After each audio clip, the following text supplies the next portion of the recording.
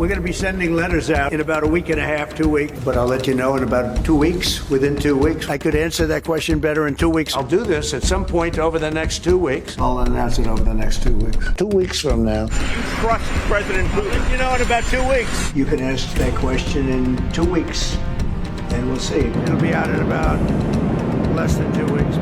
We're going to start selling, hopefully, in about 2 weeks.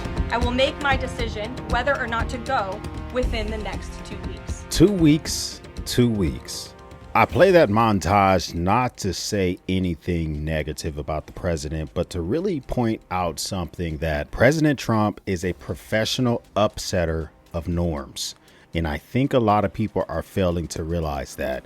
And as you prepare to make sure you have your ducks in a row, as we possibly think about engaging over there specifically with Iran, I got a few key points that I wanted to bring up. First of all, I've seen a lot of news agencies report that the president said he will make a decision within 2 weeks. But as they say that sentence, they seem to make it sound like T-minus 13 days, because he said that yesterday as me filming this video.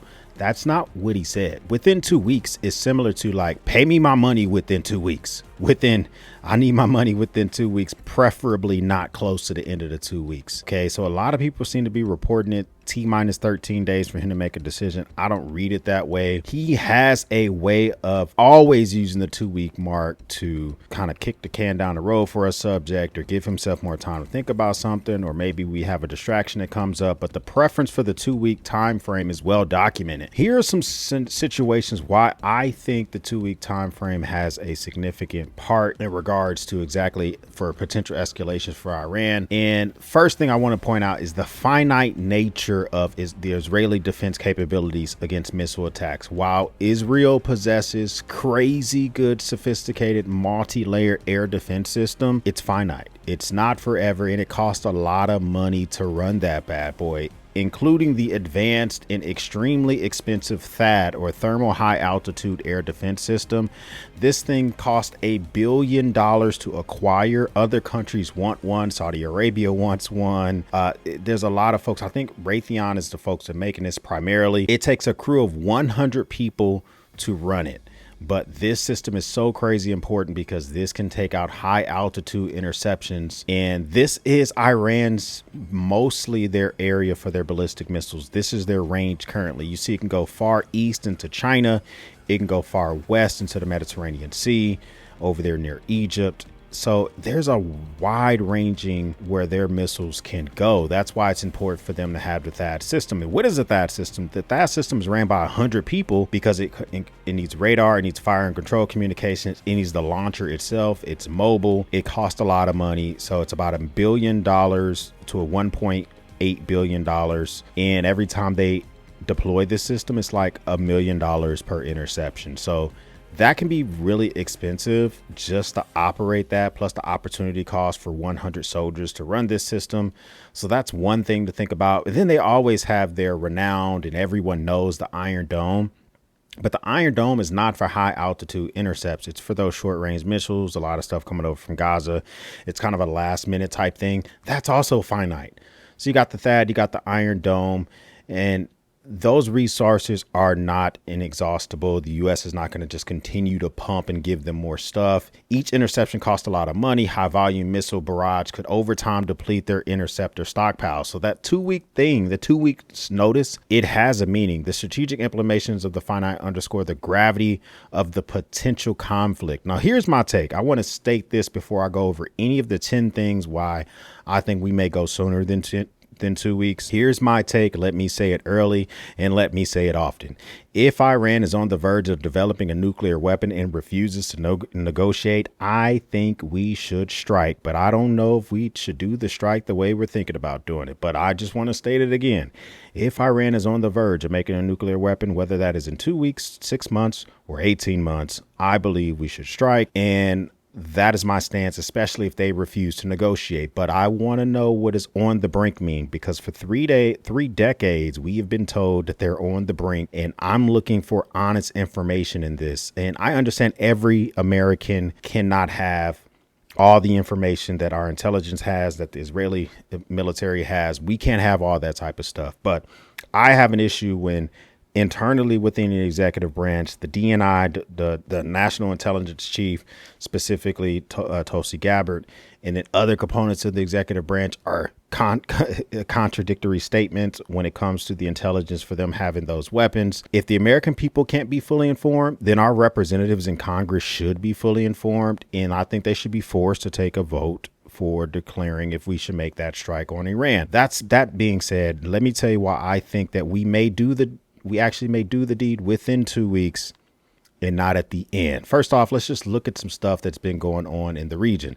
A naval buildup. The deployment of 3 aircraft carrier groups to the region signifies a significant increase in naval projection, indicating readiness for significant military operation. We're saying overwhelming force projection.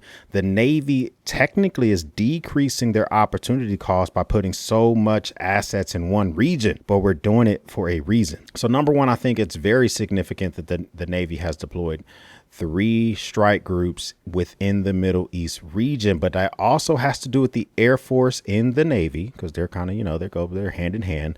But the U.S. Air Force has deployed F-22 Raptors into the region, the Pentagon says. And the F-22 Raptors, nothing to sneeze at. This is our 5th generation fighter jet. This thing is renowned because it's nearly undetectable. It has crazy stealth abilities. It also is really good at taking out Iranian drones or anybody else's drones for that matter. And it's good at taking out the 4th and 3rd generation jets. So F-35s, F-18s. Yeah, you might get the smoke when the F-22 is put into the air. So showing that air dominance is another reason I would say we're also positioning ourselves to possibly go within not 2 weeks and not the end of 2 weeks. But the third reason I would go is for the oil prices. OK, one big thing is I believe that whenever we have oil prices, this is significant because the market is an indicator of what they think is about to happen as well. So a barrel of West Texas oil at this moment is $75 as of this morning. Now, this is a moving target, but look at how the oil prices have increased just over the last week. They've been creeping up. They have not been this high since January of this year. What that leads me to believe is that we're at the point where geopolitical factors such as supply and demand issues, as well as how much we can produce and get out of one part of the region of the world, is an indicator as well that I don't know if we're just going to allow for this to continue to go up, up, and up. The next indicator for me that we will go within 2 weeks instead of at the end of 2 weeks is that the U.S. moves 30 jets out of Iran's attack range. We're also moving troops out of Iran's attack range. And we got this information according to Flight Radar 24, which we can see KC-135s are being moved around. They're being moved to places like Spain and Scotland and England, etc. Look at the range that Iran has, as I mentioned before. We're moving some of our assets out the way because here's the thing. If you make an attack on a base that belongs to the U.S., you've made a big mistake. But not every single one of our bases has a THAAD. Okay, THAADs are expensive. They cost a lot to run. Our entire 5th fleet is in Bahrain. I would imagine there's a THAAD near Bahrain somewhere. Okay, I could imagine that. But, if we have something in Djibouti, or if we have something in Qatar, or if we have something in a different part of Kuwait, we may not have a THAAD system that can take out a ballistic missile. So we're moving assets out the way, which is another indicator. We're preparing ourselves just in case Iran's immediate attack range, strike range is not going to affect any of our high-end assets. Another big one is our preparation for diplomatic exodus. This is directly from the United States Embassy in Israel. They put out an alert. And what this means to me is that the U.S. is preparing themselves if we have to move key diplomats out of the region. I highlighted the key paragraph that came from this alert just from 2 days ago. The paragraph says, if the United States provides departure assistance from Israel, options would most likely include travel to nearby safe country. We do not provide travel to the United States. You would be responsible, et cetera, et cetera, et cetera.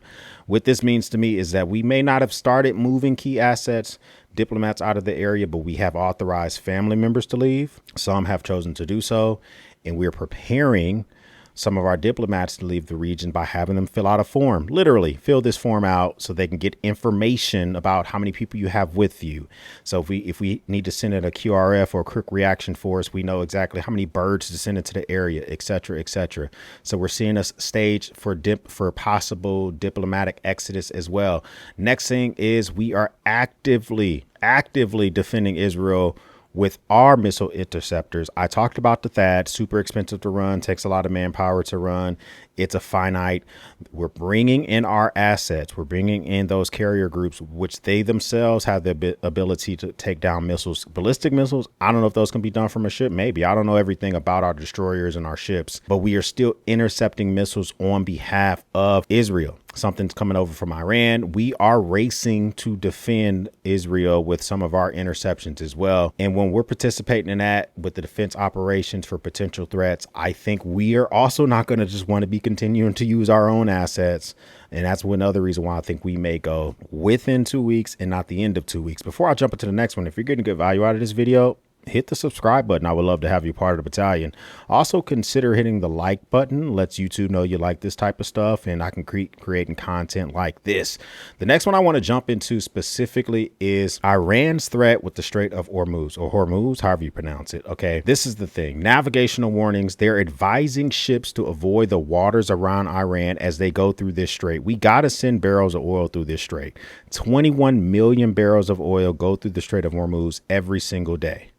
26% of the global oil trade goes through this region every single day. Why it matters.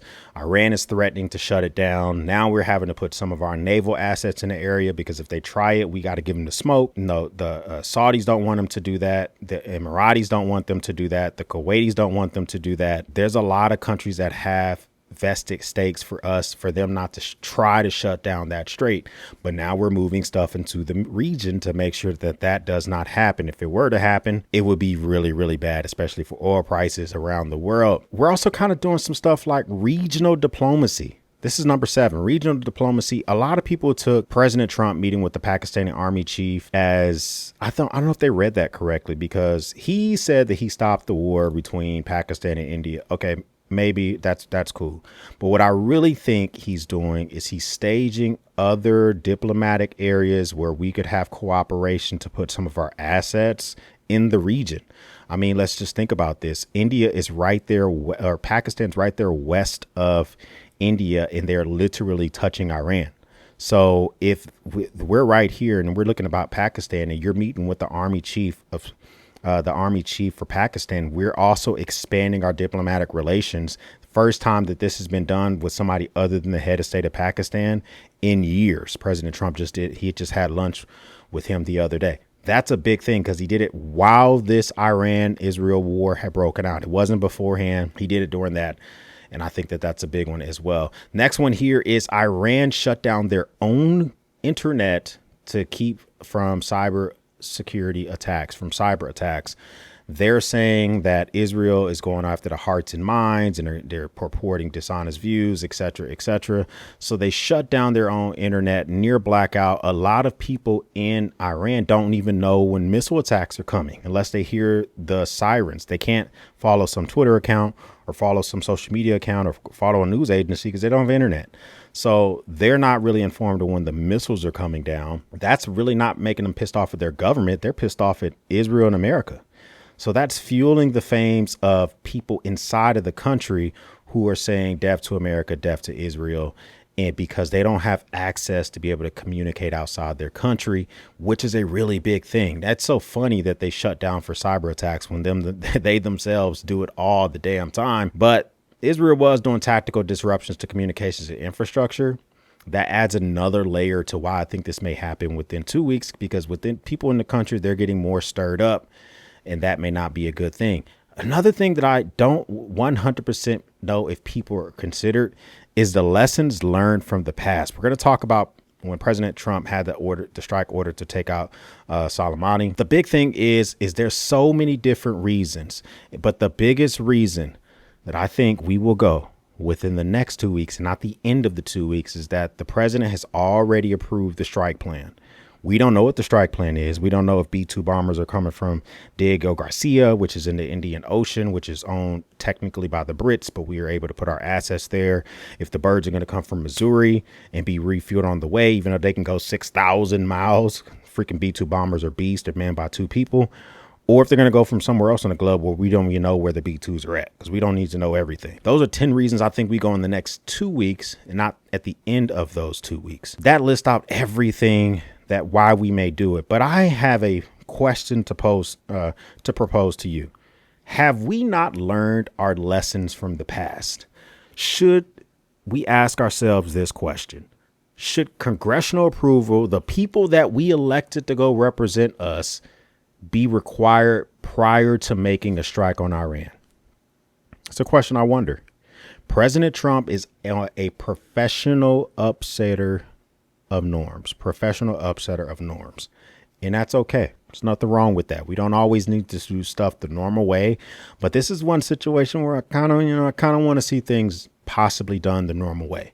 I have a call for congressional scrutiny because anything that could happen after a strike affects my family. And that's the type of stuff I'm going to talk about. You guys should be preparing for here in a second, but it's a profound disservice to democratic principles, in my opinion, if the American people that Congress has not demanded to see the evidence for the supporting claims of Iran's nuclear program. At least Congress should be able to see it. Even if you can't sell it to the public, which I think it should be sold to us, you should have to sell it to our Congress people. They should have to take a vote on it. As I hear this conversation going on, ringing in my ears is Colin Powell's testimony to Congress when he's talking about weapons of mass destruction, or WMDs, which ended up not being true, but at least they took a vote. So I ask you this question one more time. Should congressional approval, the consent of the people's elected representatives, be an absolute prerequisite before initiating a military strike on Iran? My vote is yeah, I think so.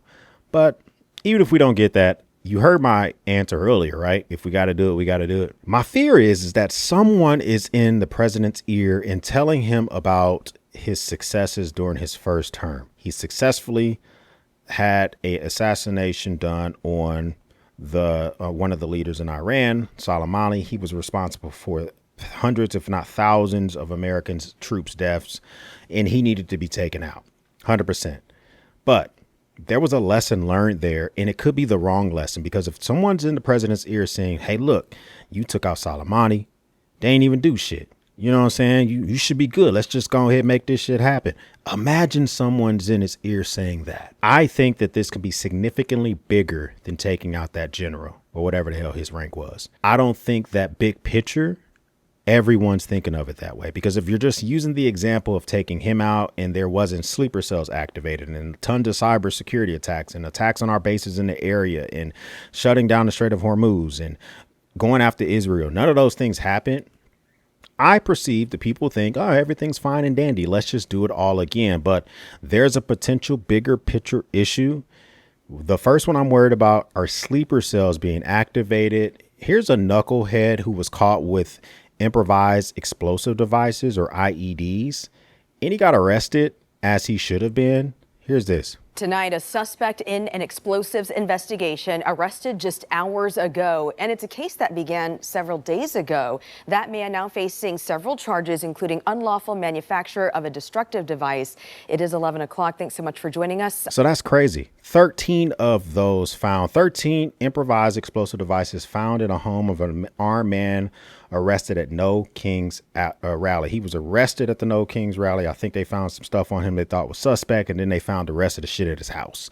But the point being is just some lone wolf type of dude. We don't know his motives for making those IEDs. We don't know if he was instructed, if he did it himself, if he's a part of another group. But if he's able to do it, what other things do we need to worry about within our country of people doing that type of stuff as well? We also, directly from our own government, this is America's Cyber Defense Agency, the CISA. This is CISA.gov.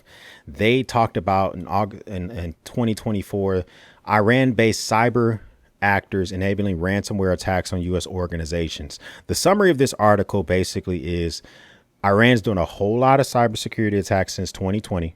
And most of the U.S. organizations are paying the ransoms. The government is trying to do mitigation. They're trying to stop it. But most organizations are paying for the ransoms. They need their data. And who the hell are you going to take to jail if someone has your data hostage? If Iran has your data hostage and you are Lockheed Martin or you are Citibank or you are Chase and you tell the government, they say, OK, we're going to try to intervene. But in the meantime, you need access to your assets. They pay the ransom. So if they're doing this on a high level, what do you think they could do to us, the little guy? That is something I think about as well. So here's some things that I think we should all be doing as we come to this run up for this 2-week space. The number one is you should be practicing good cybersecurity. Change your passwords now. If you haven't, take a look at anything that doesn't have a strong enough password. Think about today's video sponsor, Aura, and their capabilities for helping you out as well. I use Aura. I've been using Aura for well over a year. I think it might be 2 years now. And I use them for a number of reasons. Password management, the VPN. There's one on this computer. There's one on all my cell phones. I have 3 of them, and as well as my other personal computer as well. They also are good with credit monitoring. They let me know if some funny stuff jumps on my credit report. I told you guys years ago, I was a victim of the Chinese hack that took over 1 million Americans, social security numbers, birthdays, all that type of stuff. And the government paid for my credit monitoring for a number of years, 10 to be exact. That expired. And since then, Aura has been doing the credit monitoring on my behalf. They let me know if anything's popped up, if anybody tries to apply for credit or anything like that. They also search to see if my information or any of my 5 kids or my wife's information is on the dark web. They see if that information is there. They also try to take me out of spam or the data collection systems where data brokers get your information and they're always harassing you about fake loans or this, that, or the third. They go out to those data brokers. They request you to be removed from that list. I'm a big fan of that. Having the VPNs on my system really helps with malware attacks, and I am trying to combat the possibility for a cyber attack. That is why even after the initial sponsors for Aura, like the free trial went away, the free aspect went away because they sponsor my videos, I continue to pay for them. And Aura is still something I use today. So click the link down below. Think about checking out Aura. I think this is something that will be good for you as you continue to think about your digital footprint, protecting yourself in the digital streets, as I can tell you the different ways to protecting yourself in the cyber and the real streets as well. Shout out to Aura for sponsoring today's video. So you're thinking about your passwords, you're thinking about your cybersecurity, but also I think you need at least 2 weeks worth of food and water at any given time, or the ability to filter water. Okay, so I have a lot of different water filtration systems around where we can access water from a local creek. But if that water is just completely not able to be filtered, we have a lot of water stored up, a lot of non-perishable foods stored up here within my house. I think you should be doing the same things as well. Cybersecurity attacks that don't affect you personally, but think about a cybersecurity attack that affects gas and oil routes. Trucks are no longer able to deliver gas to your region or to where you are. That can be affected by cyber attacks. Infrastructure. What are you going to do during a brownout or a blackout? What's your plan for that? I've done plenty of videos on 72-hour emergency kits, on bags, power generation. Lots of videos on, I think, solar power generators that I think might be helpful for you. This might be a time when you think about picking one of those up, maybe some solar panels so you can keep yourself running, keep some essentials going as well. But all this is to say, because I think we're going within 2 weeks and not the end of 2 weeks, these are the things I think you can do to prep yourself. Well, comment down below. Is it go time? Have you started your prep? I would love to know what your comments down below. If this is your first time stopping by, hit the subscribe button. I would love to have you part of the battalion. If this is not your first time stopping by, well, thank you once again for watching me run my grape. For everyone else, we'll speak soon.